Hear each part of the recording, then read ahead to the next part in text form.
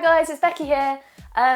Today I thought I would do my first ever gluten-free, dairy-free and low FODMAP what I eat in a day. It's the weekend, I've got a bit more time and I've got lots of food ideas in my head, so let's go ham. Okay, first up for my weekend breakfast is my gluten-free and grain-free granola.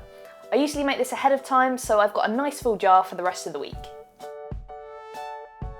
So firstly, add some pecan nuts, some flaked almonds, some walnuts, some desiccated coconut, some pumpkin seeds, some chia seeds, some flaxseed, cinnamon, and a little bit of salt, and then mix it all together really nice and thoroughly. Okay, so then in a saucepan, add some coconut oil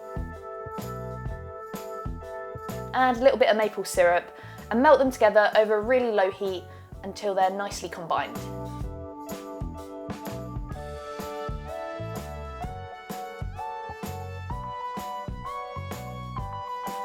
Okay, and then pour your coconut oil and maple syrup into your nutty mixture and just combine it really thoroughly until it's looking delicious and oh, it looks so good.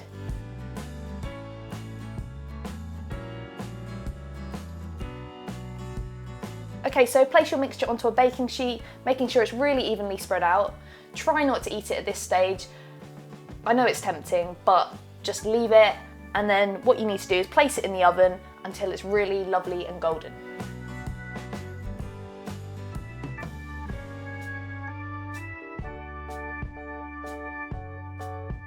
Hooray! It's ready to remove from the oven now.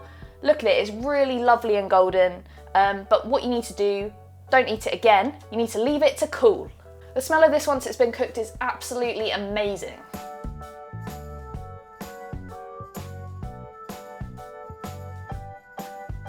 Okay, so you need to loosen it all now. I definitely prefer using a glass baking tray, as you can see, so that I can really go at it without scratching my tray. So I'd highly recommend that you do this as well, because it just makes it so much easier. And then spoon it or pour it into a jar where it will keep lovely and fresh for about a week, if it lasts that long.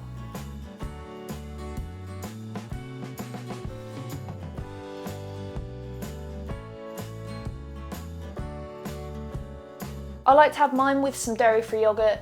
The granola is honestly the nicest thing in the world. All the nuts are so caramelised at this stage, and it goes really well with a handful of fresh raspberries too. Honestly guys, this gluten-free and grain-free granola is so Moorish. It's a game changer in our house, and it really is the perfect breakfast to keep you going all morning. Okay, so it's lunchtime. Now this is one of my all-time favourite recipes. It's my gluten-free, dairy-free and low FODMAP cream of chicken soup.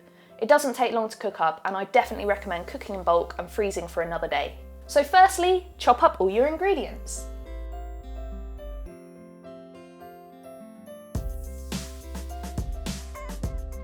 Then add some dairy-free margarine to your pan and let it gently melt up. Okay, so add your chopped potato and chopped carrots and fry for, just a couple of minutes.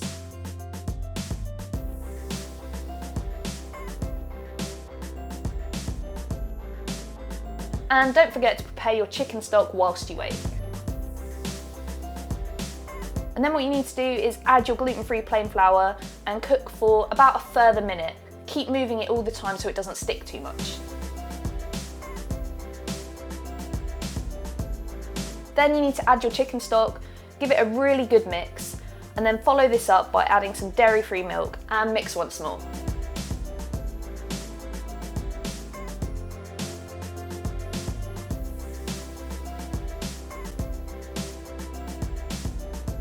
Now it's the perfect point to season with parsley and chives.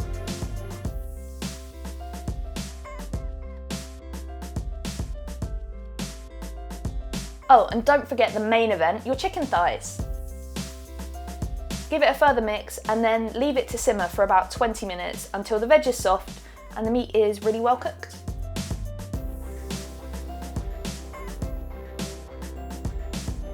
Add a little bit of salt and pepper and then it's time to blend. I like to use a stick blender. I think they're really easy for soup blending and work really well. Blend thoroughly and your soup should become lovely and thick and it will smell divine. Pour into a bowl of your choice, season, and you're good to go. Super, super duper.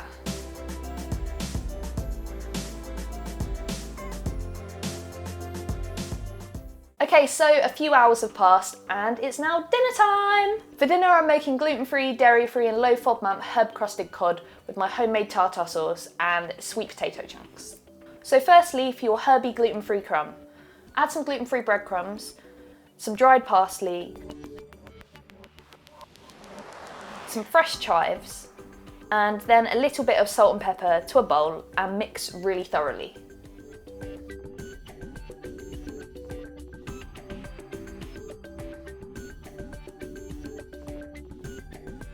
Then grab your cod, or whatever white fish you fancy really. Haddock works really well here too. Place it on a baking tray and cover it with a little bit of garlic infused olive oil. Make sure you do this on both sides.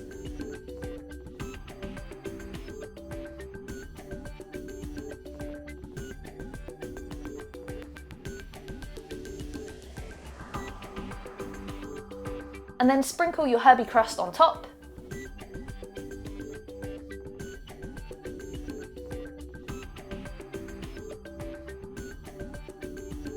And place in the oven. As you can see, I'd already cooked my sweet potato chunks, so I just put them to one side for now. Whilst the fish cooks, it's time to create my delicious tartar sauce. So add chopped gherkins, and then some chopped capers, some fresh chives, some dried parsley, and some dairy-free, low-sugar mayonnaise.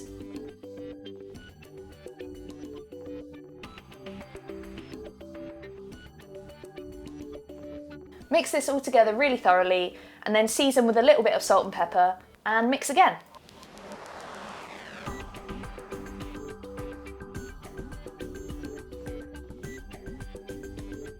Done! Oh, and talking of done, so is my fish. So it's time to serve it up. The crust is super crisp, the fish is soft and flaky, the sweet potatoes complement it so well, and well, the tartar sauce, it just looks so good. So dinner is served, my gluten-free, dairy-free and low FODMAP herb-crusted fish with sweet potatoes and homemade tartar sauce. Tasty!